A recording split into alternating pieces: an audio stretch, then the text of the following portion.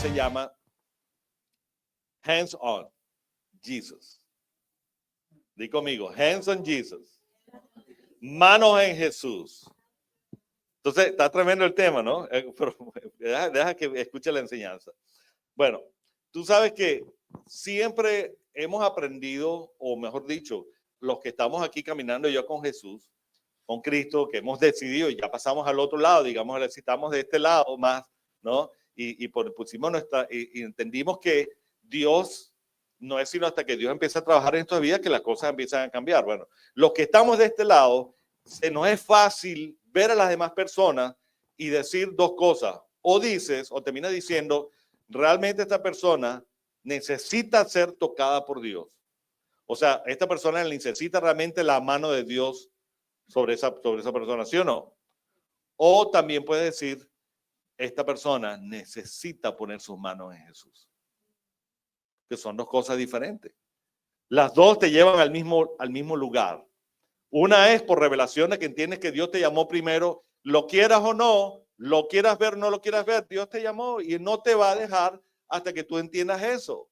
¿Sí o no? Pero no es sino hasta que tú tomes la decisión por fe y pones y decides, déjame poner las manos en Jesús, es que todo empieza a cambiar radicalmente. Entonces, la mejor imagen que yo te lo voy a decir de una forma a mi estilo, ¿no? ¿Tú te acuerdas de la película de George Clooney, Tomorrowland? ¿Te acuerdas de esa película? Los que me están escuchando online saben. Esta película de George, no, nunca la han visto. No la han visto, no puede ser. Fariseos y circuncisos. Tienen que ver, no. No es cristiana, pero es una película muy fantástica. A mí me encanta, es de Disney. Tremenda la película. Bueno, hay una parte de esa película, tienes que ver esa película, sal de aquí y ve la película. Bueno, hay una parte muy, muy chévere que se trata de la tierra del futuro. Algo que va a ocurrir en el pasado que no está ocurriendo, pero es como medio mágica en el asunto. Y sale, hay una escena donde sale una niña que le llega a la puerta una moneda, un medallón, ¿verdad? Una moneda. Entonces, ¿qué pasa? La tiene ahí y de repente ella va manejando en su carro y se le ocurre agarrar la moneda. Esa moneda era la invitación a entrar a un algo así donde se ven las cosas que van a ocurrir en el futuro. Bueno, cuando toca la mano, cuando pone su dedo en la moneda, de repente se ve como en otro lugar y se ve como que se está manejando, pero está como en otro lugar en el futuro y todo, y fue una cosa tremenda, pero de repente le dio temor y quitó el dedo de la moneda. Y cuando le quita el dedo de la moneda, vuelve a la realidad otra vez. No sé si me agarra la idea.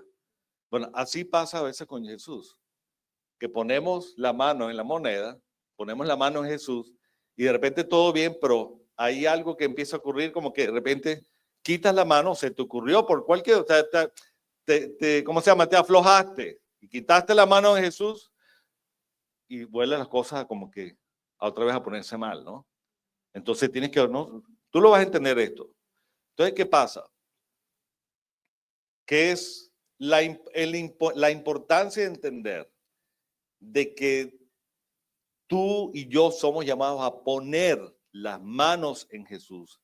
Es totalmente otra historia que Dios ponga las manos sobre ti. Porque cuando Dios pone la mano sobre ti, es simplemente tú estás entendiendo que no mereces nada, evidentemente, y por misericordia, en algún momento de tu vida tú terminas entendiendo que lo que estás recibiendo es posiblemente porque Dios, su misericordia y su amor fue más grande. Y tú lo entendiste que es un regalo inmerecido. Pero cuando tú pones tus manos en Jesús, es otra cosa. Ya tú entiendes la responsabilidad, ya tú entiendes que fue tu decisión de decir, te necesito. Y eso cambia totalmente la perspectiva del corazón de un hombre, de un ser humano. ¿Ok? Bueno. Volviendo al punto de establecer el reino, creo que una de las cosas que hemos estado hablando acerca de establecer el reino de los cielos, lo hemos estado hablando aquí durante esta colección, y por alguna razón se me había olvidado definir lo que es el reino de los cielos. Bueno, el Espíritu Santo me dijo, este es el tiempo, hoy tienes que hablarles, porque les vienes hablando acerca de que Dios nos ha llamado a establecer el reino de los cielos, pero ¿sabes tú lo que es el reino de los cielos? ¿Sabes tú lo que es el reino de los cielos? ¿Sabes tú la definición de lo que es el reino de los cielos? Si lo sabes, levanta tu mano. ¿No? O sea que yo pienso que llegué en el momento correcto. Bueno, está en la Biblia, es muy sencillo. All right? Bueno, mira, lee conmigo en Romanos 14, 17. No sé si lo tenemos ahí en screen, no lo tenemos. Ok. Romanos 14, 17. Dice así, porque el reino de los cielos, el reino de Dios no es comida ni bebida, sino justicia, paz y gozo en el Espíritu Santo. O sea que, bueno, hay unos versículos en la Biblia que hablan acerca de ven y come y bebe gratis. O sea, en relación al reino de los cielos con comer y beber. Pero en este caso, no es porque se contradice la palabra, sino que va un poco más profundo a lo que Jesús quiere decir, lo que Pablo quiere expresar que entendió de Jesús. El reino de los cielos, o sea, entiende esto, para que Pablo diga con severidad que el reino de los cielos no es ni comida ni bebida, sino justicia, paz y gozo en el Espíritu, es porque él tuvo que experimentar un intercambio con Dios, o sea, Pablo, estamos hablando de Pablo, un intercambio con Jesús para entender con claridad lo que es el reino de los cielos y poderlo explicar a la gente que está ahí, que él está ministrando para que entienda la veracidad de lo que es el reino de los cielos. Una pregunta, o sea, ¿entiendes que Dios te llamó a establecer el reino de los cielos aquí en la tierra? Pero que ese reino de los cielos no tiene que ver con cosas materiales únicamente, aunque el reino de los cielos debe materializarse. Pero del cielo solamente viene la revelación de que el reino de los cielos es justicia, paz, di conmigo, justicia, paz y gozo en el Espíritu. Justicia. ¿Por qué justicia? La justicia porque es la respuesta del cielo al problema del pecado. Bájale un poquito de volumen, está como fuerte, no sé por qué. A este micrófono, ok. Justicia, escúchame bien, es la respuesta del cielo al problema del pecado. ¿Entiendes esa parte? ¿Por qué justicia? Una pregunta. ¿Tú entiendes que por el pecado tuyo y el mío, nosotros teníamos que pagar una deuda? Que si es por la justicia del mundo, lo que tú haces lo tienes que pagar, ¿sí o no? En el cielo también existe lo mismo. O sea, tu pecado tiene que ser pagado. La Biblia dice claramente que la paga del pecado es la muerte. Di conmigo, la muerte. La muerte no se trata solamente de una muerte física, es una muerte espiritual. La muerte espiritual no, literalmente está atada al entender que separados de Dios estamos muertos. No hay vida, no hay lugar donde tengas espacio de vida si estás separado del corazón de Dios. ¿Entiendes eso? Ok. Ahora, ¿por qué justicia? La justicia tiene que ver con que Dios dijo, yo amo a mi pueblo, yo los amo, los llamé a caminar conmigo, pero por culpa del pecado están separados de Dios, están separados de mí, no puedo habitar con ellos, pero igual tengo que hacer justicia, porque yo soy un Dios justo. Digo conmigo, Dios es un Dios justo. Entonces, ¿sabes qué fue lo que hizo? Dijo, yo tengo que hacer justicia sobre mis hijos, pero tengo que mostrarles mi amor de todas maneras. Las dos cosas tengo que hacerlas a la vez. ¿Cómo lo hago? Jesús salió y dijo, papá, déjame yo ir y yo tomar el lugar de ellos, ¿ok? Tú manifiestas tu justicia sobre el pecado, yo pago el pecado, yo pago la deuda y les demuestro, les muestro el camino para que ellos entonces, siguiéndome a mí, te conozcan a ti. Y entonces tu justicia se va a establecer, pero tu amor también se va a establecer. Me hago entender que en el asunto. Ok. ¿Por qué es esto? Si el reino de los cielos, estamos buscando el reino de los cielos y tiene que ver con la justicia de Dios. Quiere decir que todas las cosas que tú y yo tienen que estar vueltas y tienen que oler a la justicia de Dios. Entonces, escúchame bien, la justicia de Dios no tiene que ver, o sea, tiene que ver que aunque la deuda tiene que ser pagada, pero cuando tú y yo veamos a la gente del mundo que tenemos que establecer la justicia de Dios, adivina cuál es el llamado que Dios, tú y yo tenemos que hacer. Tenemos que hablarle del reino, pero lo primero, no le puedes hablar del reino sin antes ganarte el corazón de ellos. Y para tú ganarte el corazón de ellos, adivina, ¿qué tienes que hacer? Lo mismo que Dios hizo contigo. Amarles, di conmigo, amarles. por encima de su pecado. Quiere decir que tienes que amar a tu enemigo, aquel que te está haciendo daño, aquel que te está fallando, que está pecando contra ti. Bueno, para tú hacerle entender que Dios le amó, tú tienes que amarle primero, porque eso fue lo que Dios hizo. Estamos hablando de la justicia de Dios, ¿verdad? El reino de los cielos. Ok. Eso por un lado. ¿Está claro el punto? El reino de los cielos es justicia, paz y gozo. Justicia, porque es la respuesta del cielo al problema del pecado, en la cual tú y yo tenemos que trabajar constantemente. Pero no solamente tienes que creer que Dios hizo justicia sobre ti. Y la justicia que Dios hizo sobre ti fue mandar a juicio por tu. Estableció su justicia y te apartó para él. Ok. ¿Crees que eres beneficiario de la justicia de Dios? Levanta tu mano y di conmigo, Señor, entiendo que soy beneficiario de tu justicia.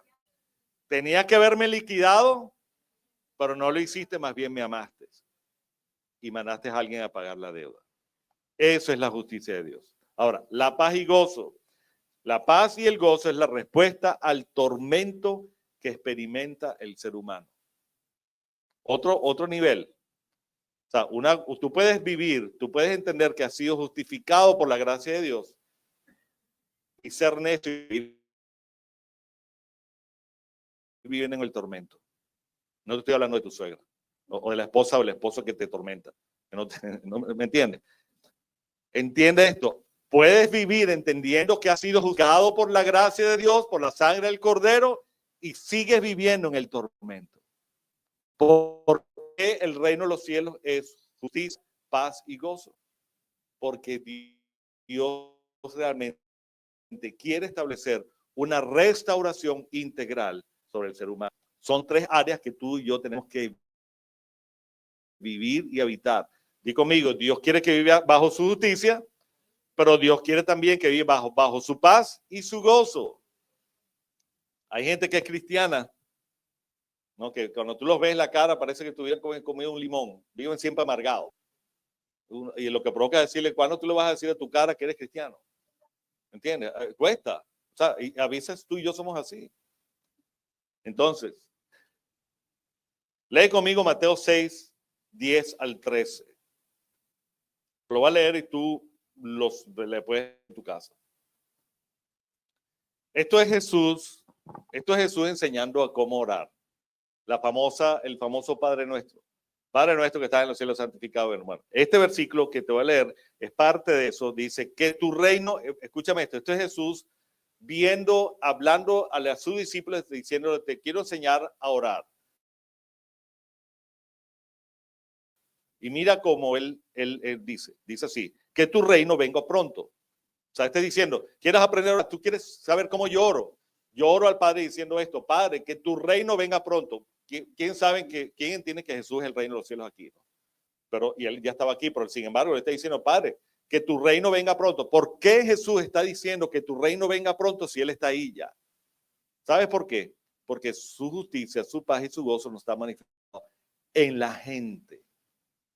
Él está viendo algo que sabe que ocurre en el cielo, pero aquí en la tierra no lo está viendo. Y sabes qué, y cuando le vino a enseñar a los discípulos a orar, le está diciendo, bueno, tienes que orar por esto. Tienes que orar primero tienes que pedirle al Padre que venga y que se establezca su reino pronto, que se cumpla su voluntad en la tierra, así como se cumple en el cielo. Dice, danos hoy el alimento que necesitamos y perdona nuestros pecados, así como hemos perdonado a los que pecan contra nosotros. Y mira el siguiente versículo, dice, no permitas que cedamos ante la tentación, sino rescátanos del maligno. Okay. Estoy hablando de el reino de los cielos, que se tiene que establecer aquí, que a veces no lo vemos. ¿Sí? Estamos hablando de que Jesús está viendo algo que no está ocurriendo porque sabe que está ocurriendo en el cielo, pero aquí no está ocurriendo y le está diciendo, necesito enseñarles a que oren para que entonces en la oración, de alguna manera, en tu declaración, esto venga a tu mente, entendimiento y se empieza a manifestar que el reino de los cielos. ¿Cuál es el reino de los cielos? Justicia, paz y gozo. Estamos agarrando la idea aquí, ¿no? Ahora, Entonces, pero esta parte dice, no permitas que cedamos ante la tentación, sino rescátanos del maligno. O sea, de alguna manera, Jesús está relacionando el que Dios no permita, que nosotros, tú le pidas a Dios, no permita que caigamos en la tentación y sácanos, rescátanos del maligno. O sea, de alguna manera Jesús está viendo algo que tú y yo tenemos que entender, que a veces caemos en el error del pecado, no porque simplemente somos pecadores, simplemente a veces es porque es el diseño del enemigo. Digo, amigo, el enemigo quiere que yo me mantenga siempre equivocándome. ¿Sí o no? ¿Sí o no? Pero Dios nos llamó a establecer el reino. Pero el reino de los cielos es su justicia, paz y gozo. Pero por alguna razón en algunas áreas no está ocurriendo. ¿Cómo resolvemos el asunto? A eso vine esta mañana para decirte. Por eso le puse la llamada Hands on Jesus. Manos en Jesús. Entonces escúchame esto. Tú y yo tenemos que salir muy claro de esto que te voy a enseñar hoy esta mañana. Que cuando dice rescátanos del maligno. Otras palabras en inglés es evil, ¿no? Pero en hebreo, en la palabra que se usa para decir evil o maligno, tiene varias raíces. Tiene relación con tres palabras claves, que son pecado, di conmigo, pecado, dolor y pobreza. O sea que el ataque del enemigo cuando dice rescátanos del maligno es precisamente rescátanos de estas tres áreas que están afectando a la raza humana. Es el pecado, di conmigo, pecado, dolor y pobreza. O sea, si de alguna manera esas tres áreas están ahí dando vuelta, es porque o uno, no has entendido que Dios te liberó de todas esas cosas, o simplemente todavía le estás creyendo al enemigo en todas esas áreas y vivimos ahí encarcelados en eso. Entonces, yo pienso que es algo muy importante que tú y yo tenemos que entender. Este modelo de oración que Jesús enseñó, nos enseña primero que debemos orar para que esto ocurra. O sea, es importante. O sea, entiende esto. Tu oración es, o sea, este tipo de oración, cuando tú oras con revelación, es la respuesta de que tú has entendido lo que Dios quiere que hacer en tu vida. Pero que tiene que ocurrir, y una de las cosas que puede ocurrir es que tú te dispongas a orar. O sea, tu oración es importante. Dile a la persona que está al lado, tu oración es importante. Oración con dirección, oración con revelación. No ora por cualquier cosa, sino que ores con dirección, entendiendo que tu oración es lo que necesita, es la ventana que conecta el cielo y la tierra para que lo que el cielo dice se empiece a ocurrir aquí en la tierra.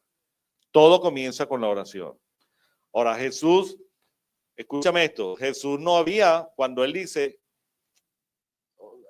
entiende esto, cuando Jesús está diciendo la oración, Padre nuestro que estás en los cielos, santificado venga tu reino, ven que venga tu reino aquí en la tierra. Entiende esto, Jesús no había muerto todavía, no había muerto todavía, pero él está diciendo, está abriendo la antesala de que estas cosas del reino van a ocurrir precisamente cuando él muere y resucite. O sea, iba a ocurrir, pero no había ocurrido todavía, porque él es la representación del reino de los cielos aquí en la tierra. Ok, entonces, la muerte y la resurrección de Jesús representa literalmente el término del poder del maligno sobre la vida del creyente. No sé si tú lo crees. O sea, cuando Jesús muere y resucita, ese poder que lo resucitó fue lo que evidenció que cada promesa del Padre tenía veracidad, tenía verdad. Él es fiel para cumplir. O sea, entiende esto, cuando Jesús muere por tus pecados, pierde todo su poder, va al infierno por 3 días y 3 noches, y él está ahí simplemente esperando que el Padre venga y lo resucite. Cuando Jesús es resucitado, el Padre demuestra su poder a todo el mundo, y entonces en ese momento es donde Jesús agarra, es donde dice la palabra que dice que Jesús tomó el acta que tenía el enemigo sobre el pueblo, sobre el mundo, y la clavó en la cruz. Y clavándolo en la cruz, Él dice, aquí se te acabó la fiesta, diablo. ¿Por qué? Porque mi Padre cumplió su promesa, me levantó, aquí estoy, a ver, te avergoncé tu poder y ahora pagué todo lo que tú le quieres a tachar a todo este pueblo. Yo pagué por todo. No tienes poder, no tienes autoridad sobre ellos. Ahora yo soy el que reina. Eso fue lo que literalmente hizo eso. ¿Quién lo cree? Yo pienso que dar un fuerte aplauso al Señor. Ahora, yo soy de los que creo que en ese momento literal, que Jesús muere y resucita y es levantado y clavó el acta en la cruz, en ese momento es donde dice, listo, el reino de los cielos se ha establecido aquí. Ahora, a nivel espiritual, claro. Ahora, ¿qué pasa? Para que esa transferencia del establecimiento del reino de los cielos se transfiera a ti, es un proceso que tú y yo tenemos que vivir. Un proceso donde tenemos que trabajar en el asunto. Por eso que es hands-on. Por eso que Dios se limitó él mismo. Él dijo, yo lo puedo hacer así. ¿Quiénes son de los que creen que Dios puede hacer así y todo puede cambiar? ¡Puf! Señor, quítame esto. Quítame mi suegra. Lo puede hacer. Dios puede quitarte el tropiezo. Yo estoy echando broma con la suegra aquí. La suegra y la suegra. ¿No? Yo no tengo problema con mi suegra. Pero, o sea, pero literalmente Dios puede hacerlo así. Pero tú sabes por qué Él dijo, espérate, no lo voy a hacer así, porque a mí me interesa que mis hijos vean y entiendan que yo les he llamado para establecer mi reino acá. Entonces, ¿por qué? Porque nosotros tenemos que aprender y reconocerle que la gloria es para Él. Entonces, en ese trabajo que tú le permites a Dios trabajar en tu vida para establecer su reino, Dios va moldeando, Dios va cambiando el corazón, Dios va moldeando tu forma de pensar, de ser, y a la final tú te conviertes en la persona que Dios te llamó para establecer aquí el reino de los cielos. El reino de los cielos, ¿qué es? Justicia, paz y gozo. Pregunta en el Espíritu Santo, pero literalmente esa realidad tiene que manifestarse. Una pregunta, ¿quiénes de los que están aquí todavía tienen problemas con que no viven tan gozosos o no viven con tanta paz o viven todavía con algunos problemitas de pecado? ¿No? O sea, todo. O sea, hay una tarea que hacer. Hay algo que tenemos que hacer.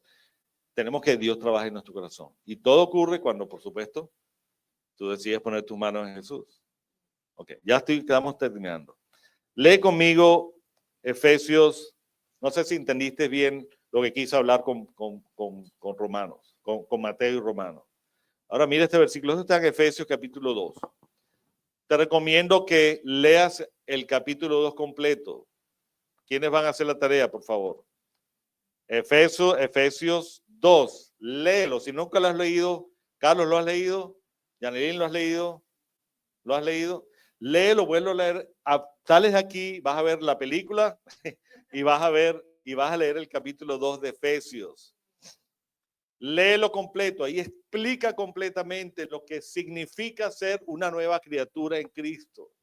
Ya las cosas viejas pasaron, ahora son cosas nuevas. O sea, ahí Pablo habla claramente de lo que es la revelación del verdadero evangelio y lo que es la relación con Cristo. Antes estábamos muertos en delitos y pecados, separados de Dios. Lo dice ahí en Efesios 2. Pero Pablo está diciendo, antes éramos, ok, pero ahora en Cristo somos una nueva criatura. Ahora, por qué Pablo se encarga y se enfrasca en hacer entender a ese pueblo en ese momento, decirle, oye, las cosas viejas pasaron, ahora son cosas nuevas? O sea, ¿por qué? Porque ese pueblo vivía constantemente acechado por el enemigo, porque no los acechaba ¿con qué? Con falta de paz, con falta de justicia, con falta de gozo, porque siempre vivían pensando en su pasado, pensando que sus pecados les iba a arrastrar toda la vida. No hay nada peor que tú te consigas a alguien que conoce a Cristo, que sabe lo que hizo Jesús por él, que lo vino a rescatar y sanar y todo esto, y vive todavía en la mentalidad que no puedo, que esto, que lo otro, que tú sabes, estás consigo con personas así, que viven constantemente engañados porque piensan que su pasado es el que los va a gobernar toda la vida. ¿Quiénes de los que están acá saben lo que estoy hablando? O sea, entiende esto.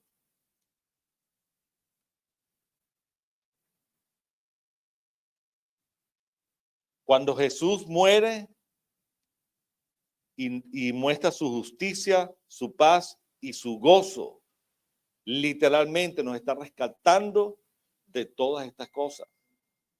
Pero en el tiempo que tarda en que tú entiendes la revelación y la vivas y sea tu verdad, o sea, implica que Dios tiene que trabajar en tu realidad. Tiene que trabajar en las cosas que tú constantemente estás creyendo. Y todo va a depender de que seas moldeable, lo que hemos estado hablando en esta serie, todo depende de que tú le creas y todo este asunto. Y que seas diligente en trabajar en esto. Entonces, te voy a leer un poco lo que es el Efesios 2.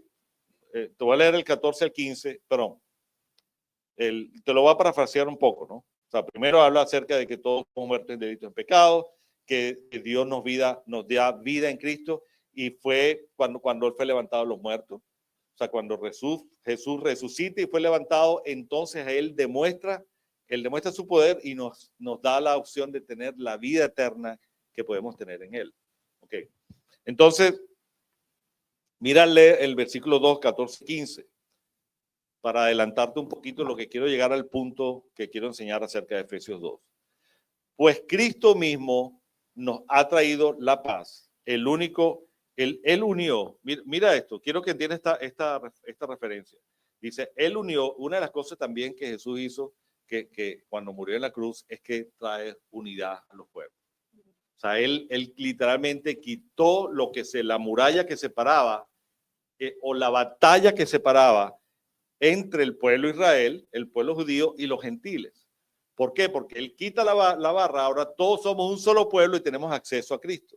Ahora, en este tiempo los judíos vivían esa estúpida división de que yo soy judío y tú eres gentil y tú no puedes participar de lo que yo participo porque no estás circuncidado y todo este asunto. Estamos hablando de este espíritu religioso que a veces gobierna la iglesia. Bueno, Jesús, literalmente, mire lo que dice aquí, pues Cristo mismo nos ha traído paz. Él unió a los judíos y gentiles en un solo pueblo. Cuando por medio de su cuerpo en la cruz, derribó el muro de hostilidad que nos separaba. Lo logró al poner fin al sistema de leyes, de mandamientos y ordenanzas. Hizo la paz entre judíos y gentiles al crear que los dos grupos un nuevo pueblo en él. Cristo reconcilió a ambos grupos con Dios en un solo cuerpo por medio de su muerte y de la cruz. Y la hostilidad que había entre nosotros quedó destruida. ¿Lo crees o no? Ahora, quiero llevarte esto a un nivel más sencillo, para que no entiendas solamente qué es el clasismo o es el espíritu religioso. Es algo más sencillo que ocurre en el corazón del hombre. Es esta hostilidad en el corazón que a veces nos mantiene entre que ocurre entre la realidad que vives y la verdad de Dios. ¿Quiénes de los que están acá entienden lo que te estoy diciendo? Vivimos constantemente en una hostilidad, en una división entre la realidad. ¿Por qué? Porque tu realidad a lo mejor no demuestra lo que Pablo dice, que Dios nos dio justicia, paz y gozo. O sea, literalmente, esas tres áreas tienen que ver, esas tres áreas, el pecado, la pobreza y ¿qué fue lo otro que dije? Déjame revisar aquí. El pecado, dolor y la pobreza. Literalmente, eso tiene que ver con la vida constante que nosotros estamos viviendo.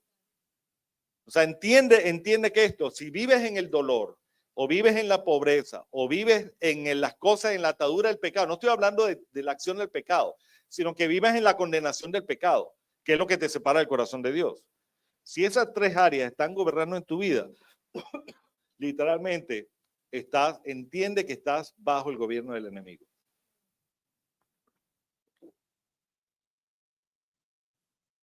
Yo no sé tú, pero yo decidí creerle a Dios a no ser pobre. No te estoy hablando de tener o no tener dinero, sino que aprendas a vivir feliz con lo poco que tienes. Vivir feliz, agradecido con lo que tiene. Yo he aprendido en medio de la enfermedad y en medio de tantas cosas que hemos pasado en mi familia, que la enfermedad de mis hijas o la enfermedad de mi esposo, la mía, no me va a quitar el gozo. ¿Por qué? Porque Cristo pagó por eso. Cristo me dio gozo, paz y me libró del pecado. O sea, ya yo no vivo, yo me equivoco. Lo que pregúntale a mi esposa. Yo no soy libre de pecado. ¿Dónde están los libres de pecado aquí? Pero ¿sabes lo que yo entendí? Que debo hacer, que debo pelear mi batalla, es entender que he sido libre de la condenación del pecado. Porque ya mi pasado no me va a gobernar. Ya tu pasado, ya tu realidad, la realidad que estás viviendo, no tiene el peso para gobernarte, al menos que tú le creas. A menos que tú te empeñes a seguir viviendo en eso. No sé si me agarra la idea. Esa división, esa batalla, esa discordancia que está constantemente en tu mente, pensando de que no vas a salir, que nadie, que Dios no puede cambiar a tu esposa, a tu esposo, o que Dios no puede, no sé lo que sea, para no seguir con la suegra. ¿Ok? O que Dios no puede quitarte la enfermedad que tienes. Es una batalla. No, nosotros hemos aprendido a vivir con las enfermedades y hemos aprendido a seguir los pasos de los médicos también para salir, pero nunca dejamos de creer para un milagro sobrenatural. El problema es que cuando el enemigo quiere que tú te mantengas en tu realidad y no veas la verdad de Dios, siempre vas a mantenerte en el dolor, en la pobreza y atado por las ataduras del pecado. Y piensas que no vas a salir.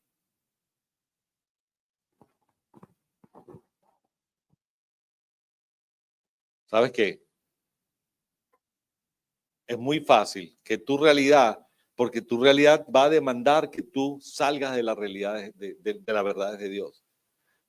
Tu realidad siempre va a demandarte que tú le quites la mano a la moneda. No sé si me agarra la idea. Y de repente estás ahí, todo chévere, de repente, ¡ay! Esto no va a terminar, mi esposa no va a cambiar, la enfermedad no se me va a quitar, es que el dolor, porque sí, Jesús me sanó, pero no veo el asunto, todavía estoy aquí, de repente quitas la mano y empiezas otra vez a ser bombardeado por el poder del enemigo. Hands on Jesus. Di conmigo, manos en Jesús.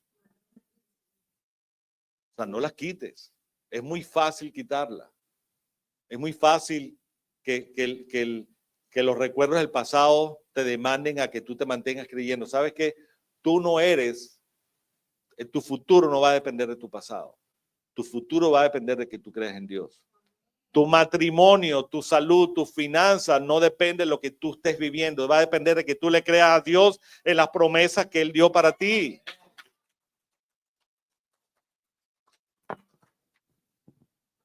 En la cruz fue quitada la hostilidad entre tu realidad y las promesas del Padre. ¿Entiende eso? En la cruz fue quitada lo que dividía la hostilidad entre tu realidad y las promesas del Padre. ¿Lo crees o no lo crees? Lo podemos creer, pero créeme lo que te estoy diciendo. Tu realidad siempre, cada mañana, te vas a levantar con tu realidad. Ahí la tienes, yo la tengo todos los días en mi cama.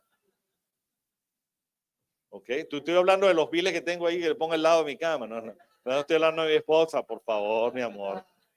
¿Qué cosa? Todos los días te levantas con tu realidad. ¿Sabes de quién es de quién es el trabajo de no dejar que tu realidad te gobierne, sino creer en las promesas de Dios? Es tuya, es tu trabajo. Es tu decisión de decir, ¿sabes qué? Yo voy a creerte más allá. Esto no me va a gobernar. El que me gobierna es tu promesa. Ah, pero es pastor, es que tú no sabes el dolor que yo me levanto toda la mañana. Tú sabes, yo veo, yo te entiendo, pero entiende esto, nunca abandones tu fe de que Dios puede hacer así y quitar tu problema, tu enfermedad, en que las promesas de Dios se manifiesten sobre tu realidad. Tu realidad va a demandar que te mantengas en ella. Tu realidad, tus temores, tus dudas pueden lograr que tú quites tus manos de Jesús. Lo pueden hacer, pero es una batalla, es una pelea. Acompáñame ahí con el teclado, por favor. Alguien.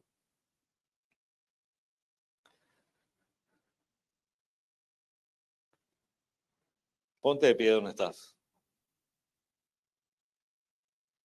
Quiero recordarte mi esposa comenzó con una enseñanza.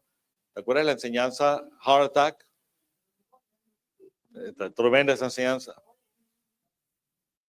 Heart Attack. A veces Dios tiene que intervenir de una manera radical en nuestras vidas. Pero quiero que te enfoques en algo. Quiero que te enfoques en la mujer de flujo de sangre.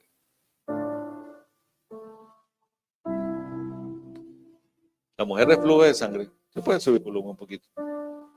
¿Alguien me parece? La mujer de flujo de sangre tuvo que haber pasado muchos, probablemente quebrantos en su vida, para llevarle al punto de entender que la única solución a su problema era Jesús. Y ese le motivó a decir, yo tengo que poner mis manos, aunque sea en el borde de su manto, pero yo tengo que poner mis manos en Jesús. O sea, yo no sé tú, yo creo que hoy Dios puede hacer un milagro en tu vida.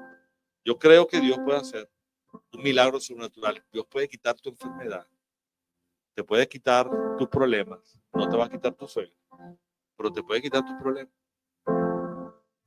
¿Quién lo cree? Solamente tienes que tener esa misma disposición de la mujer de flujo de sangre. Decirle, yo tengo que arrastrar, aunque sea, pero tengo que llegar a tocar ese manto. ¿Tú crees que a ella se le borró de su mente ese momento cuando tocó el borde de su manto? Y probablemente lo tuvo que quitar. Pero tú puedes quitar la mano, pero no quitas el corazón. Y eso se le grabó en la mente y dice, este hombre dejó todo, paró y me dijo, ¿quién ha tocado mi manto? Yo lo sentí porque salió de mi poder. Y sus flujos de sangre fue restaurado. Su corazón yo creo que fue restaurado inmediatamente. A lo mejor salió y a lo mejor los meses siguientes, a lo mejor tuvo temores pensando, ¿será que voy a volver otra vez a la misma pecado, a la misma cosa? ¿Me voy a volver otra vez el flujo? No, porque yo le toqué el manto a este hombre y me sanó, y lo que él promete lo va a cumplir. No voy a dejar de creer en él. Hands on Jesus. Mano en la moneda. No quiero, si tú en esta mañana necesitas realmente decirle hoy al Señor, ¿sabes qué? Ahora entiendo que mi problema no es mi problema, sino mi problema es que he quitado la mano de ti. Y la vuelvo a quitar, la vuelvo a poner. Si este es tu problema, yo quiero que tú levantes la mano de Dios. ¿Okay? Mira lo que vamos a hacer. A lo mejor tu problema es tu enfermedad o tienes problemas financieros. Yo quiero decirte algo. A lo mejor el día de mañana no va a venir un cheque grande que te va a cambiar la vida financiera. Pero si hoy tú estás dispuesto a decir, no quiero vivir más bajo el ataque del enemigo, bajo la mentalidad del enemigo, porque tú me llamaste a ser bendecido, a caminar en tu justicia, en tu paz y en tu gozo, a caminar en libertad. Si este es tu caso, levanta tu mano ahí donde estás, porque quiero orar por ti.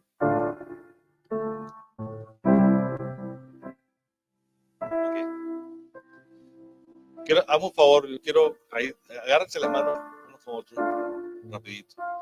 Pues yo voy a orar, pero yo quiero que tú ores por esa persona. Mira cómo vamos a orar. Mira cómo vamos a orar. Tú vas a orar, ahí con esa, tú vas a orar en voz alta, declarando y diciendo, Señor, fíjate lo que vas a orar. Tú lo vas a hacer, yo voy a estar orando por ti, tranquilo. Pero tú vas a orar, vas a decirle, Señor, yo declaro que esta persona a partir de hoy no quita sus manos a Jesús. Y deja que el Espíritu Santo te guíe para orar por esa persona. Solamente tú lo sabes. Deja que el Espíritu Santo se mueva. ¿Okay? Empiecen a orar por esa persona. Tú sabes, Padre, en esta mañana yo oro por cada uno de estos, Señor, tus hijos. Yo vengo a declarar, Señor, que en esta mañana tomamos la decisión, Señor, de no quitar nuestras manos de Jesús. Señor, a veces la realidad nos demanda, Señor. A veces por temor quitamos la mano y dejamos de creer un poco y volvemos otra vez a pensar en el temor, en el quebranto, el que no puedo, Señor. Pero hoy digo, Señor, que tú no voy a quitar mis manos sobre ti, Señor. No voy a quitar mis manos sobre ti, Señor. No voy a quitar las manos sobre Jesús, que me dio justicia, vida y paz, Señor. Que me liberó del ataque del enemigo, me liberó de la pobreza, Señor, del dolor, de la enfermedad, Señor. Tú me diste libertad y yo decido vivir en libertad. Declaro, Señor, que hoy en esta mañana milagros empiezan a ocurrir. Enfermedades son quitadas, Señor. Pobrezas son arrebatadas del corazón. Falta de paz es quitada del corazón. Y tu paz empieza a manifestarse, Señor. Tus verdades empiezan a manifestar. Ahora mismo declaramos atado todo poder del enemigo. Diablo, no tienes poder sobre esta gente, no tienes poder sobre la gente que nos está escuchando. Hoy declaro, Padre, la paz de Cristo, tu bendición, tu sanidad, Señor, tu bendición abundante sobre ellos. En el nombre de Jesús.